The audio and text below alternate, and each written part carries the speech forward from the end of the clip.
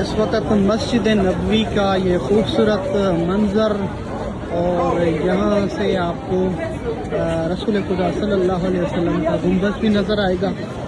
یہ وہ جگہ ہے جہاں پہ زیارت کرنے کے بعد استراحت کرتے ہیں، اور مسجد گمامہ کی بہت بڑی تاریخ ہے۔ آپ صلی اللہ علیہ وآلہ وسلم یہاں پر اکثر عید کی نماز پڑھایا کرتے تھے، اور نماز استسقاء جو پانی اور برسات کے لیے پڑھی جاتی ہے وہ بھی آپ نے یہاں پہ پڑھائی، اور یہ مقدس مساجد میں سے ایک مسجد ہے جہاں پہ رسول خدا صلی اللہ علیہ وآلہ وسلم نماز پڑھایا کرتے تھے۔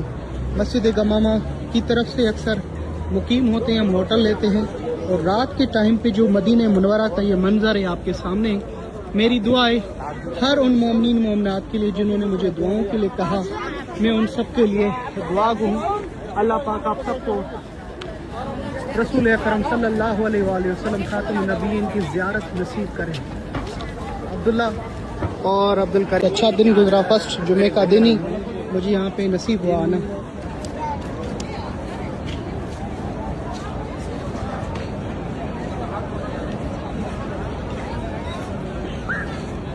مسجد گمامہ جو ہے اس کے سامنے ہی حضرت امام علی علیہ السلام کے نام پہ مسجد ہے، مسجد امام علی مدینہ منورہ۔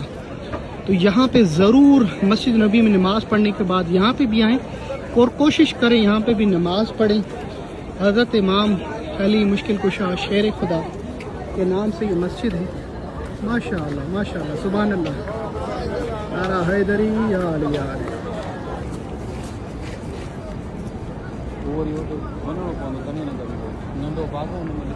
ماشاءاللہ مسجد نبوی کی یہ رونق، اس ویڈیو کو جو شخص بھی شیئر کرے اللہ پاک اسے مدینہ منورہ کی زیارت نصیب کرے۔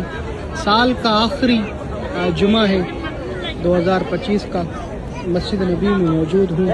ماشاءاللہ میری خوش نصیبی ہے یہ جمعہ مجھے مدینہ منورہ میں نصیب ہوئی ہے۔ گنبد صاحب آپ کے سامنے، السلام علیکم یا سیدی یا مولائی یا رسول اللہ یا خاتم النبیین۔ ماشاءاللہ سبحان اللہ، اللہ اکبر۔ ای حسنین کے نانا ہاں پر لاکھوں درود و سلام۔